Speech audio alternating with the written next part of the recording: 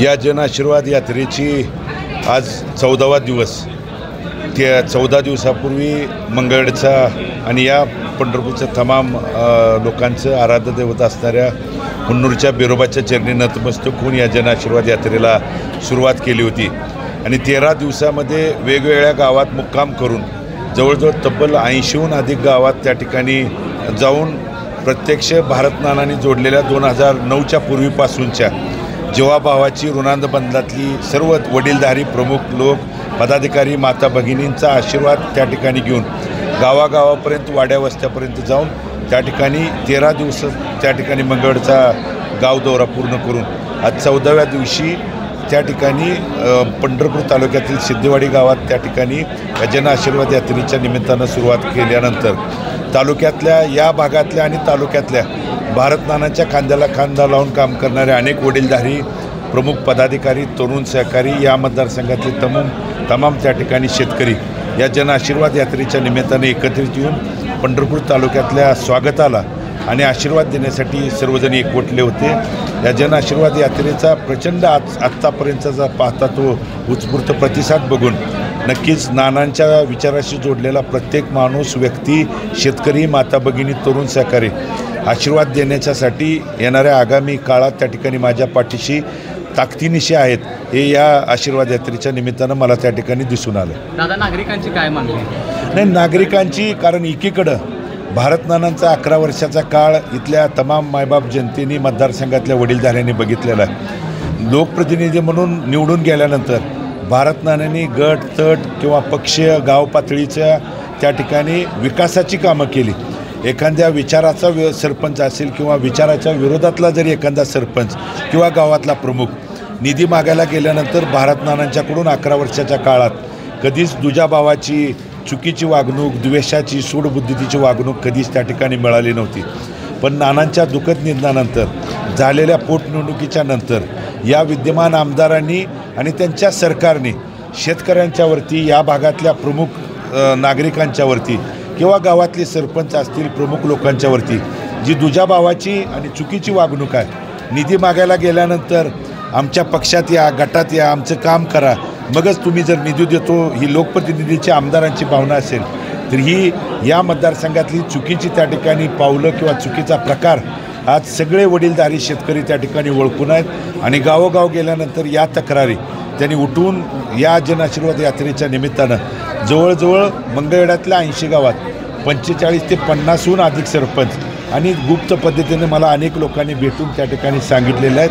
येणाऱ्या काळात ते देखील त्यांची उघड भूमिका, ते जे राहिलेत ते देखील करतील. आणि म्हणून ही चुकीची पद्धत, नानांच्या सारखी पद्धत जर सुरू ठेवायची असेल तर मी आशीर्वाद मागतोय. त्या निमित्तानं प्रत्येक गावात, भागाभागात गेल्यानंतर एकीकडं 3000 कोटीचा तुम्ही एवढा मोठा निधीचा बुडबुड्याचा तयार केलेला आकडा सांगत असाल आणि गावोगाव गेल्यानंतर रस्त्याची तुम्ही परिस्थिती मी सांगतोय म्हणून या लोकशाहीतल्या 4था स्तंभ म्हणून पत्रकार बंधू तुम्ही त्या ठिकाणी काम करताय. तुम्ही देखील गावोगावचे जाणारे रस्ते तुम्ही एकदा आवर्जून आमच्या विनंतीला मान देऊन जावा, बघा आणि तिथल्या नागरिकांना विचारा. गावात येणारे रस्ते असतील, पिण्याचं पाणी, एखाद्या गाव पातळीच्या सरपंचाने इतर योजनेतून पैसे आणले आणि काम करत असताना देखील लोकप्रतिनिधींनी जाणून बुजून राजकारणाला राजकारण म्हणून अडवण्याची पद्धत या मतदारसंघात ती सुरू आहे. ती भारतनानांच्या काळात कधीच नव्हती आणि तीच पद्धत सुरू ठेवण्यासाठी ही चुकीची माणसं बाजूला सारा ही विनंती करायसाठी या जनआशीर्वाद यात्रेच्या निमित्तानं मी गावोगाव भेटतोय, येतोय. दादा, तुम्ही आता म्हणालात की मला तुम्हाला पण विनंती करायची आहे की ते जर ठाम असतील आणि 3000 कोटीचा जर निधी त्यांनी दिला म्हणून सांगत असतील तर एकदा मलाही त्या ठिकाणी कुठल्याही शिवतीर्थावर बोलवा आणि विद्यमान आमदाराला देखील कागदपत्रासहित, प्रूफसहित त्या ठिकाणी बोलवा. मी 11 वर्षाच्या काळात भारतनानांच्या माध्यमातून कोणत्या कामं झाली, काय झाली, ही कागदपत्रासहित त्या ठिकाणी यायला तयार आहे. मग 3000 कोटीचा जर निधी दिला असेल तर का रस्त्याची, पिण्याच्या पाण्याची, शेतीच्या पाण्याची, या भागातल्या पीक विमा, या भागात शेतकऱ्यांची झालेली गारपीट, या भागात वादळी वाऱ्यानं नुकसान झालेल्या शेतकऱ्यांना का मदत सरकारच्याकडून त्या ठिकाणी मिळाली नाही?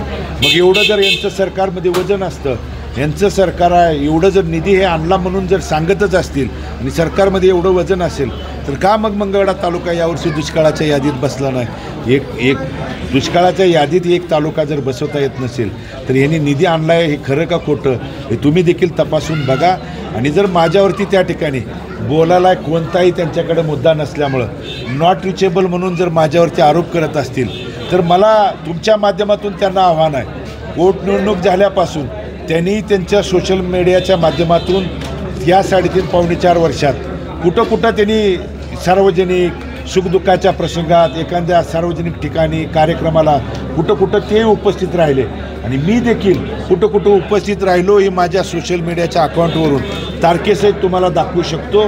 त्यामुळं रिचेबल कोण आहे, नॉट रिचेबल कोण आहे. मी जर एखाद्या कार्यक्रमाला माझ्या अनुपस्थित राहिलो तर माझी पत्नी, माझे भाव, त्या ठिकाणी कुटुंबातला सदस्य, कारण भारत नानाने दिलेली शिकवण आहे सुखदुःखाच्या प्रसंगात अडीअडचणीला त्या कुटुंबाच्या घरादारापर्यंत जाण्याची भूमिका माझ्या वडिलांनी शेवटच्या श्वासापर्यंत पार पडले.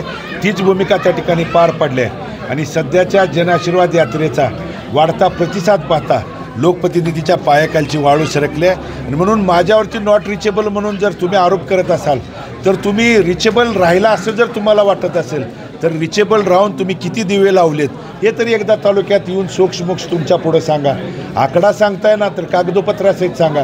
गावोगाव डिजिटल लावलेत, या गावात देखील डिजिटल आहेत. जर ठिबकचं दिलेलं अनुदान लोकप्रतिनिधी आमदार स्वतःच्या नावावर मांडत असेल, एखाद्या MSCBच्या खाजगी DP जे शेतकऱ्यांनी पैसे स्वतः भरून जर 25चा DP घेतला असेल आणि ती जर मी दिलं म्हणून लोकप्रतिनिधी सांगत असतील, त्या ठिकाणी दलित वस्तीचा निधी मी दिला, 25-15चा निधी मी दिला म्हणून सांगत असतील तर तुमच्या